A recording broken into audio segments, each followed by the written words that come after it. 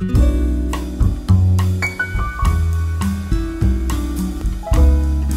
bakunzi ba Mubuzima TV, ndabashuhuje. Uyu munsi turagaruka ku buryo bwo kuboneza urubyaro hakoreshejwe uburyo bwa burundu.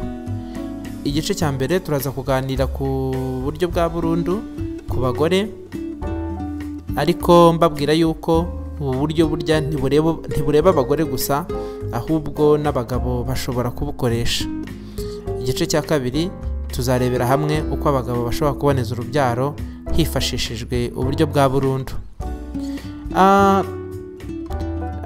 Wenda reka mpere ku nkuru. hari umubyeyi uherutse kuza atugana, yaratwite inda ya 5, afite abana 4, hanyuma akaba yarabazwe inshuro 4. Ubwo birumvikana yaraje kugira ngo ahabwe umwana wa 5, ariko nabwo binyuze mu kubagwa.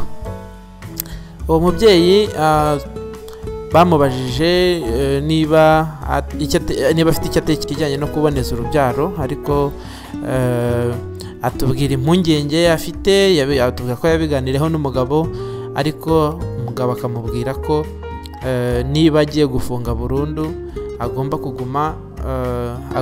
kutagaruka mu rugo, ahubwo agomba gushaka ukuntu asubira iwabo, kuko nyine yumva ko icyo yamushakiye gishobora kuba kirangiye nibaramuka bamufunze burundu. Aho nta kindi yavugaga ko akeka ko imyanya myibarukiro izafungwa, noneho umugabo akaba adashobora kongera kubona uko atera akabariro. Iki kiganiro rero twagiteguye mu rwego rwo kugira ngo uko tubyumva tubashe kubibumvisha, kuko hirya no hino mu nsisiro ntabwo tuzi uko mu by'ukuri abantu iki kintu bacyumva, ikintu cyo kuboneza urubyaro hifashishijwe uburyo bwa burundu. Igihe utekereza yuko abana wifuza, abana ushoboye kurera, abana batazabera umuzigo igihugu warangije kubabyara, ariko kandi ntibikureho gukomeza gusabana n'uwo mwashakanye. Ikindi cyo tugiye gusobanura, turibanda cyane kuri tekinike zikoreshwa kugira ngo habeho mu by'ukuri gufunga urubyaro burundu. Ariko mbere y'uko twinjira muri tekinike nyirizina, turagira ngo tubanze duce mu ncamake gakeya twibutsa abantu uko imyanya myibarukiro y'umugore imeze. Imyanya myibarukiro y'umugore ihera inyuma ku gice tubona tuzi twese, ikinjira aho bita mu nda ibyara, ukagenda ukagera ku nkondo y'umura, ukagera muri nyababyeyi, hanyuma ugakomeza ukagera ku miyoborantanga, hanyuma ukasozereza ku mirerantanga, arizo zizwi nka ovaire. Uko rero bafunga burundu, nta kindi gice na kimwe kindi bibakoraho uretse imiyoborantanga. Bigenda bite rero? Iyo twafunguye hari uburyo bubiri. Ushobora gufungura inda nk'uwo nguwo wari ugiye kubyara, birumvikana abazwe.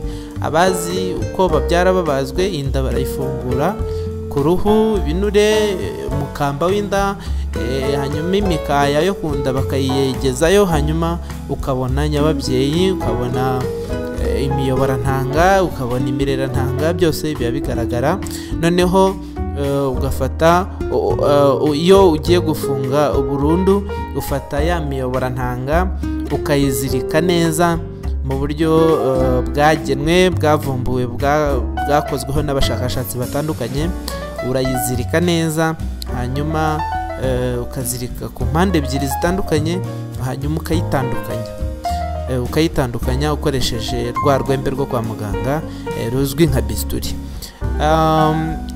Kandi ibyo ukabikora iburyo n'ibumoso, ni mu rwego rwo kugira ngo niharamuka ya mirerantanga iramutse itanze igi rishobora kuzahura n'intangangabo, hanyuma bikavamo umwana, iryo gi ntirizabone mu by'ukuri inzira bihuriramo na ya ntangangabo.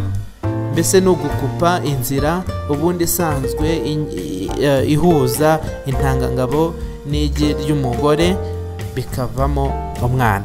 ngayo nguko nuko mu by'ukuri gufunga urubyaro burundu bikorwa, ntaho bihuriye n'uburyo ngo umuntu ashobora kugira impungenge z'uko bari bufunge igitsina cy'umugore ntazabashe kubona uko akora inshingano z'urugo.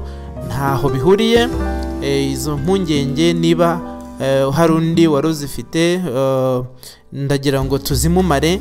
Ntaho bihuriye ukwidagadura, kwisanzuranaho hagati yawe n'uwo mwashakanye bihora biri uko byakabaye, nta cyahindutse. Ikiba kiriho gusa nuko amahirwe yo guhura kw'izo ntanga kugira ngo bizavemo undi mwana mutifuza aba agabanutse ku kigero gishimishije.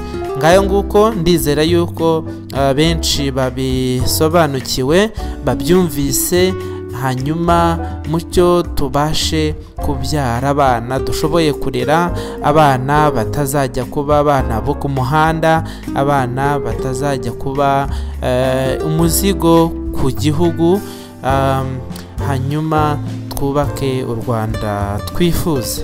Ngayo nguko murakarama, mugire amahoro. Ni kuri Mu Buzima TV, naho utaha.